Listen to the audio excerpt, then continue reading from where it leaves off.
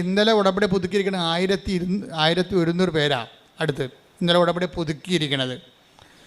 പക്ഷേ പുതുക്കുന്ന ആൾക്കാർ ശ്രദ്ധിക്കേണ്ട ഒരു കാര്യം വെച്ച് കഴിഞ്ഞാൽ, പുതുക്കി കഴിയുമ്പോൾ നിങ്ങൾ ഓർക്കണം, നിങ്ങൾ ഉടമ്പടി എടുക്കുന്നതിന് മുമ്പും ഉടമ്പടി എടുത്ത ശേഷവും നിങ്ങൾക്കുണ്ടായ മാറ്റം, നിങ്ങൾ ആരാണ്.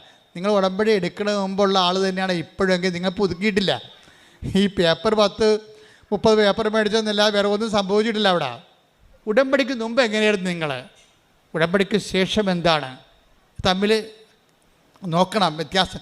ദൈവം അസസ് ചെയ്യണ ഒരു വ്യൂ പോയിൻ്റാണ് ഞാൻ പറയണത്. എന്തുകൊണ്ടാണ് നിങ്ങളുടെ ഉടമ്പടി ലാഗാകണത്? ലാഗാകേണ്ട ഒരു കാര്യമില്ല.